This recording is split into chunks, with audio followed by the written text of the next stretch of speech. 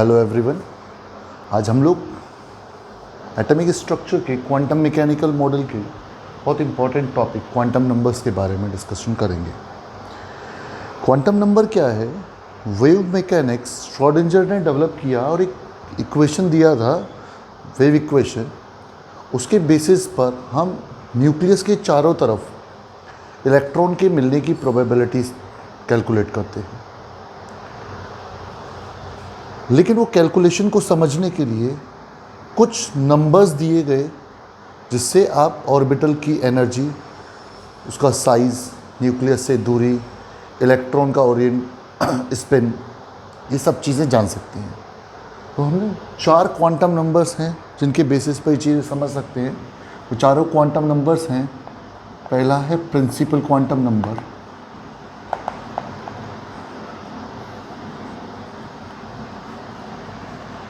Principal quantum number. मैं एक एक करके चारों को डिस्कस करूंगा। प्रिंसिपल क्वांटम नंबर को रिप्रेजेंट करेंगे स्मॉल n से। ये क्या है? ये जो इलेक्ट्रॉन की एनर्जी है उसके लिए मेन एनर्जी स्टेट को एक्सप्रेस करता है। इलेक्ट्रॉन का मेन एनर्जी लेवल कौन सा है वो बताता है और मेनली टेल्स द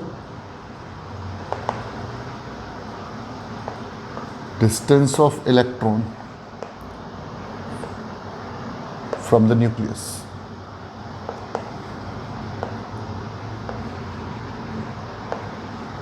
दो चीज़ें मेनली प्रिंसिपल क्वांटम नंबर बताता है। n की वैल्यूज़ जो होती हैं वो नेचुरल नंबर्स होते हैं, 1, 2, 3, 4 and so on.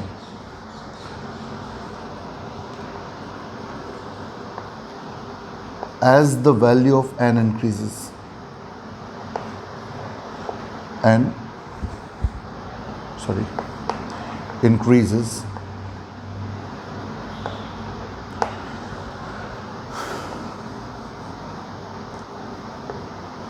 energy of electron increases and distance from the nucleus also increases। ठीक है, ये तो बात हुई मेन क्वांटम नंबर, जो principal quantum number. Now Bohr ने केवल आपको एनर्जी स्टेट के बारे में दिया था। एक पर्टिकुलर दूरी पर सर्कुलर ऑर्बिट होती है जिसमें इलेक्ट्रॉन मिल सकता है। लेकिन जब हम प्रोबेबिलिटी कॉन्सेप्ट पर एंटर करते हैं, एवरी एनर्जी स्टेट इज सब डिवाइडेड इनटू डिफरेंट सब एनर्जी लेवल्स या सबशेल्स। जैसे फर्स्ट एनर्जी लेवल है तो उसमें एक सबशेल होगा, सेकेंड वाले में 2 सबशेल्स पॉसिबल हो सकते हैं, थर्ड वाले में 3 सबशेल पॉसिबल हो सकते हैं, फोर्थ वाले में 4 सबशेल हो सकते हैं एंड सो ऑन। तो n ने आपको बताया एनर्जी लेवल कौन सा है। अब हम बात करेंगे सबशेल कौन सा है। सबशेल की जानकारी के लिए हमने दूसरा क्वांटम नंबर लिया। दूसरा क्वांटम नंबर जो है, the second quantum number is it's called azimuthal quantum number. क्या कहेंगे? Azimuthal quantum number. और इसको रिप्रेजेंट करेंगे by small l। Azimuthal quantum number क्या है? ये आपका रिप्रेजेंट करता है subshell in a particular energy state. Electron किसी पर्टिकुलर एनर्जी स्टेट के कौन से सबशेल में प्रेजेंट है वो आपको L से रिप्रेजेंट होगा।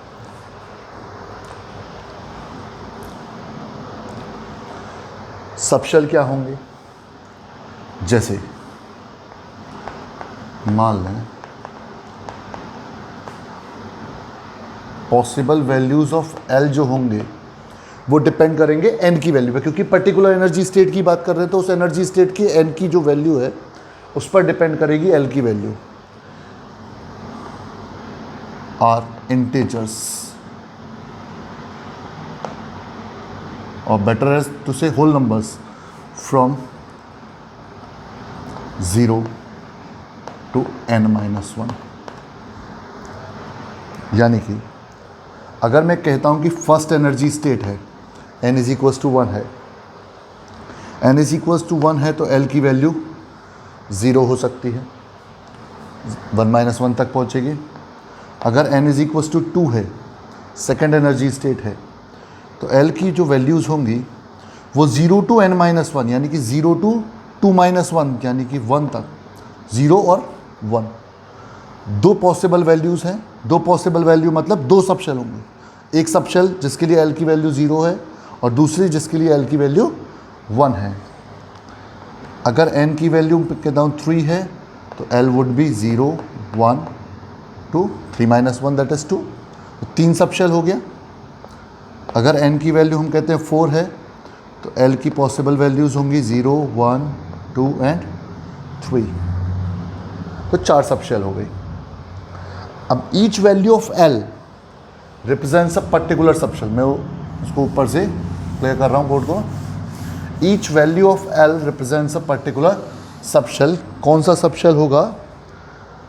अगर हम कहते हैं कि l की वैल्यू 0 है तो हम उसे कहेंगे s सबशेल। ये जो है एजीमुथल क्वांटम नंबर, ये समझना बहुत ज़रूरी है, कौन कौन सी वैल्यूज़ होंगी और हर वैल्यू का मतलब क्या है। अगर l की वैल्यू 0 है तो उसको बोलेंगे s सबशेल है, पहले की s सबशेल, ये दूसरे की s सबशेल है, ये तीसरे का s सबशेल है, ये चौथे का s सबशेल है।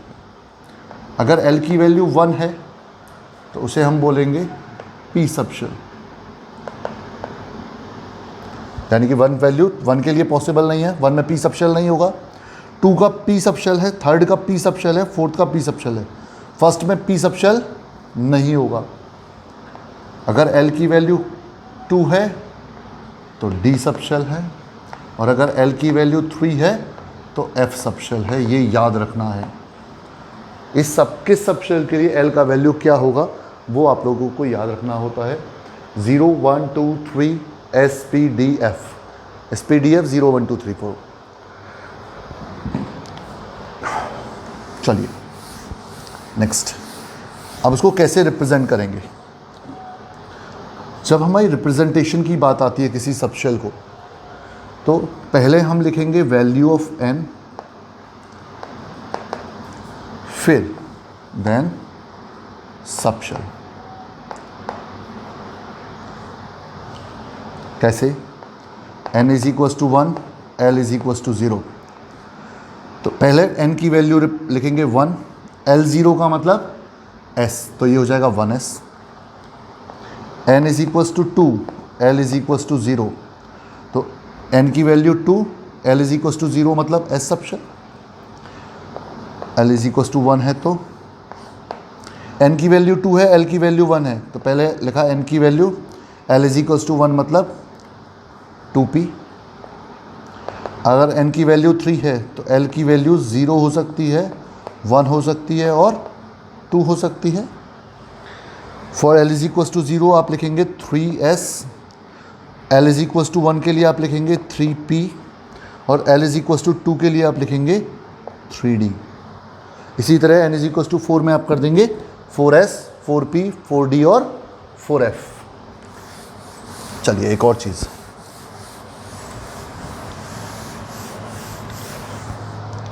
इसके अलावा सबशेल के अलावा azimuthal quantum number shape of orbital भी बताता है।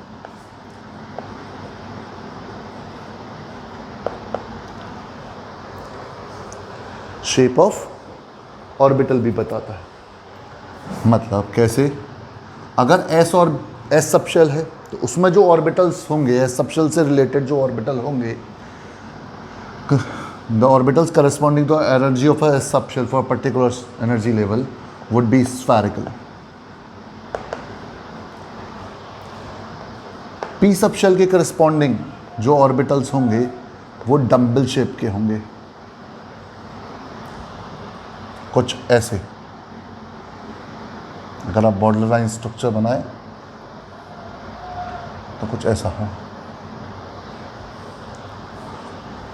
और अगर डी सबशेल की बात करें तो डबल डंबल होंगे, दो इस तरीके के दो डंबल होंगे क्रॉस में लगे हुए। डी में एक डंबल ऐसा और लगा दो तो डी ऑर्बिटल कुछ इस तरीके का होगा शेप हुआ। एल की वैल्यू आपको सबशेल की एनर्जी भी बताती है, तो ऑल्सो रिप्रेजेंट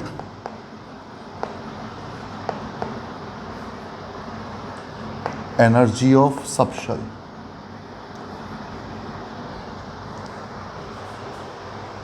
बोर कॉन्सेप्ट के अकॉर्डिंग इलेक्ट्रॉन की एनर्जी केवल एन के वैल्यूज पर डिपेंड करती है, लेकिन प्रोबेबिलिटी कॉन्सेप्ट में ऑर्बिटल की एनर्जी जो होती है वो एन और एल दोनों की वैल्यू पर डिपेंड करती है। केवल एन की वैल्यू पर डिपेंड नहीं करेगी कि एन बढ़ेगा तो एनर्जी बढ़ेगी, लेकिन एल बढ़ेगा तब भी एनर्जी डिफरेंस हो सकता है in case of multi electron atom. ऐसे एटम्स जिसमें एक से ज़्यादा इलेक्ट्रॉन हैं उनमें एल की वैल्यू पर भी एनर्जी डिपेंड करेगी। कैसे, क्या अंतर आता है, किसकी ज़्यादा किसकी कम, उसके बारे में एक बहुत बड़ी रूल है, वो हम नेक्स्ट वीडियो में समझेंगे। अभी बातें कर रहे हैं इसकी।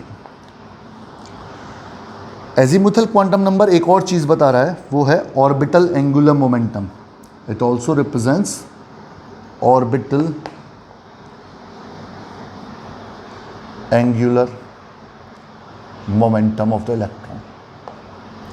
इलेक्ट्रॉन के लिए उसका ऑर्बिटल एंगुलर मोमेंटम बताता है, जिसकी value √L into L+1 multiplied by h/2π। Orbital angular momentum कितना होगा, √L into L+1 into h/2π, where h is the Planck's constant. h क्या है, प्लैंक्स कांस्टेंट।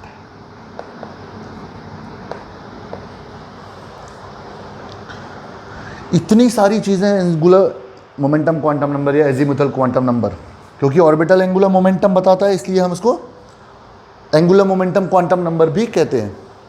दो क्वांटम नंबर हो गए। तीसरा क्वांटम नंबर जो है वो है आपका magnetic quantum number. The third quantum number is magnetic quantum number. Number 3 is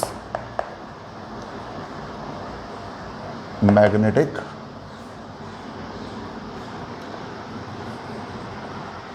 quantum number। इसको रिप्रेजेंट करते हैं m से, या m के साथ सबस्क्रिप्ट में l लगा दें तब भी वही चीज़ है, मैग्नेटिक क्वांटम नंबर का ही रिप्रेजेंटेशन है। ये क्या है, से एक ही सबशेल में एक से ज़्यादा ऑर्बिटल्स हो सकते हैं। शेप तो एल से पता चली गई हमें। जैसे पी सबशेल की बात करें तो पी सबशेल में 3 ऑर्बिटल्स होते हैं, तीनों डंबल शेप के होंगे, लेकिन उनका ओरिएंटेशन, 3 डायमेंशनल ओरिएंटेशन जो है, स्पेशियल ओरिएंटेशन, वो अलग अलग होगा, और वो स्पेशल ओरिएंटेशन आपको मैग्नेटिक क्वांटम नंबर से पता चलता है। इट गिव्स द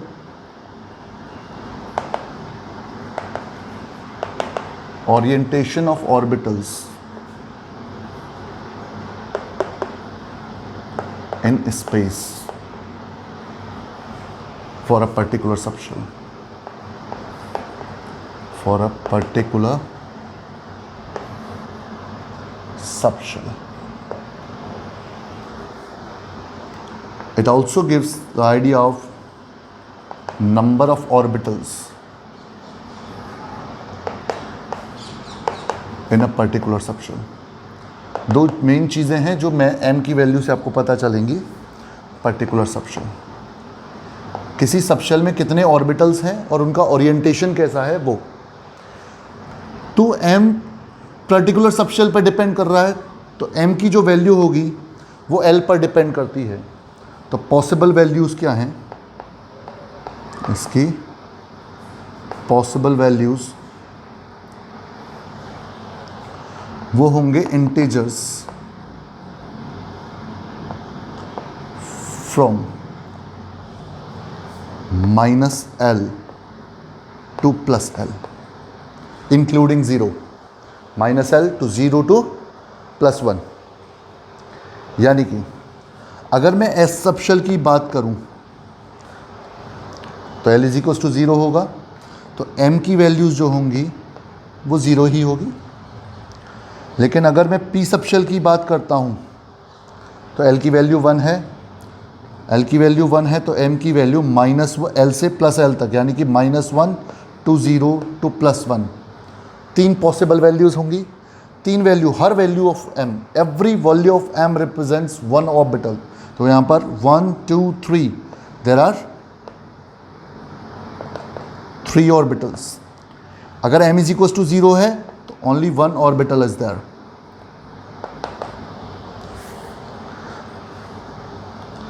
अगर L इज इक्वल टू 2 है, D सब शेल है, तो M की वैल्यू होगी, M would be -2 -1 0 +1 +2, oh sorry, तो यहाँ पे 5 ऑर्बिटल्स होंगे। And if L is equal to 3, F subshell है, तो M would be -3 -2 -1 0 +1 +2 +3, that is 7 orbitals are there. तो S सब शेल में 1 ऑर्बिटल, P सब शेल में 3 ऑर्बिटल्स, D सब शेल में 5 ऑर्बिटल्स 5 ऑर्बिटल्स, और F सब शेल में 7 ऑर्बिटल्स होंगे। इनका एक डेफिनेट ओरिएंटेशन होगा, वो ओरिएंटेशन हम शेप ऑफ ऑर्बिटल्स के साथ बात करेंगे, बट सबका अलग अलग होगा। चलें आगे चलें। Now, ये तो बातें हो गई ऑर्बिटल की, कितनी एनर्जी है, कितना दूर है, कौन सा ऑर्बिटल होगा इलेक्ट्रॉन का, वो सब चीज़ें पता चल जाती हैं इन तीनों क्वांटम नंबर्स की मदद से। अब रहता है चौथा क्वांटम नंबर। तो चौथा क्वांटम नंबर है वो है स्पिन क्वांटम नंबर, वो है S से रिप्रेजेंट करेंगे या M के साथ S सबस्क्रिप्ट लगा देंगे। स्पिन क्वांटम नंबर क्या है? एक ऑर्बिटल में जो इलेक्ट्रॉन होंगे, इलेक्ट्रॉन कहाँ मिल सकता है? ऑर्बिटल क्या है? Orbital is a space where probability of finding the electron is maximum. अब उस स्पेस में जो इलेक्ट्रॉन है, कि पर्टिकुलर ऑर्बिटल मिल रहा, उसमें वहाँ पर जो इलेक्ट्रॉन होगा वो इलेक्ट्रॉन अपनी एक्सिस पर घूमता है। जैसे मान लो ये इलेक्ट्रॉन है, ये इसकी एक्सिस है, तो ये या तो क्लॉकवाइज या एंटी क्लॉकवाइज, या तो क्लॉकवाइज या एंटी क्लॉकवाइज अपनी एक्सिस पर रोटेट करता है। जैसे अर्थ बिल्कुल रोटेट करती है अपनी एक्सिस पर, बिल्कुल उसी तरह इलेक्ट्रॉन भी अपनी एक्सिस पर रोटेट करता है। ये क्वांटम नंबर केवल इलेक्ट्रॉनिक रोटेशन को रिप्रेजेंट करता है कि इलेक्ट्रॉन अपनी एक्सिस पर रोटेट कर रहा है, और वो axis of rotation, direction of rotation जो है, वो इलेक्ट्रॉन इतना छोटा है वो पता करना बहुत मुश्किल है, वो नहीं पता। लेकिन स्पिन क्वांटम नंबर कहता है कि अगर एक इलेक्ट्रॉन ऑर्बिटल में, एक इलेक्ट्रॉन है जो क्लॉकवाइज रोटेट कर रहा है, तो उसके साथ में ऑर्बिटल में अगर कोई दूसरा इलेक्ट्रॉन होगा पेयर में, तो वो एंटी क्लॉकवाइज रोटेट करेगा। एक ऑर्बिटल में 2 इलेक्ट्रॉन होंगे, एक क्लॉकवाइज रोटेट करेगा तो दूसरा एंटी क्लॉकवाइज रोटेट करेगा। That is direction of rotation of the electrons. 2 electrons present in an orbital will be opposite. If one is spinning in clockwise direction, then other one will be spinning in the anti clockwise direction.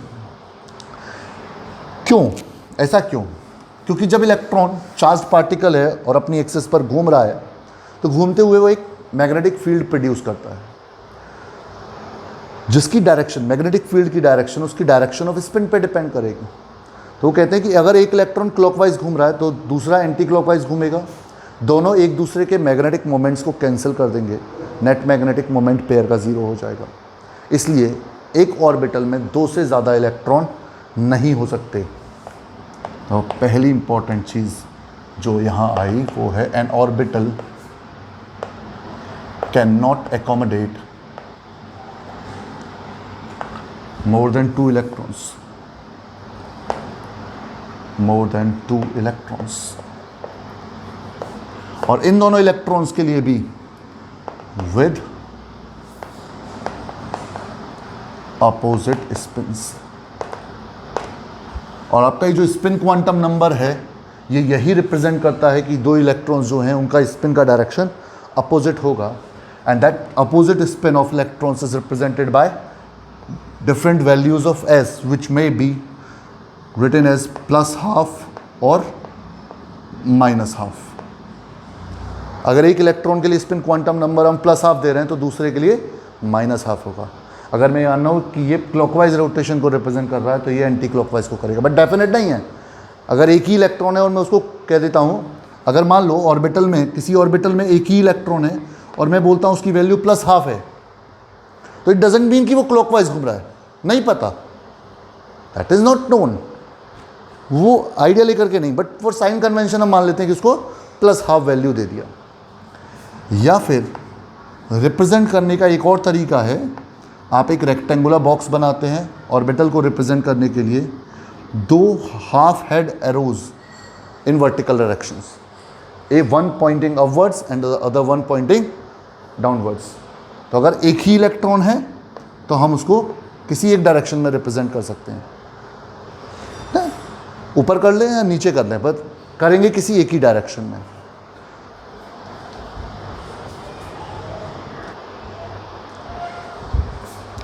एक चीज़ और आप जान लें, ये चारों quantum numbers के बारे में हमने सीखा. अब कितने ऑर्बिटल्स किसी एनर्जी स्टेट में होंगे? नंबर ऑफ ऑर्बिटल्स इन अ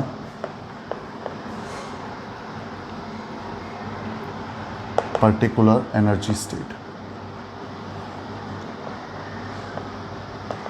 जब हम किसी पर्टिकुलर एनर्जी स्टेट की बात करते हैं, एनर्जी स्टेट रिप्रेजेंट होगा n से, तो number of orbitals would be n². वहीं अगर हम बात करते हैं number of orbitals in a particular सब एनर्जी स्टेट, पर्टिकुलर सबशेल, किसी पर्टिकुलर सबशेल में number of electrons, S subshell में या पी सबशेल में या डी सबशेल में, तो सबशेल रिप्रेजेंट होता है L से, तो number of orbitals would be 2 times of L + 1.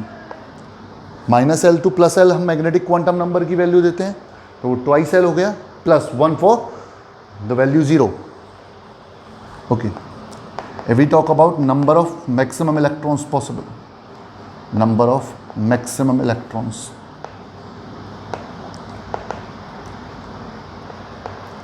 in particular energy state,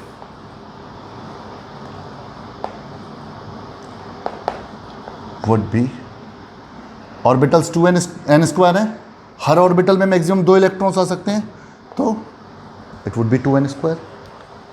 okay, if we talk about number of maximum electrons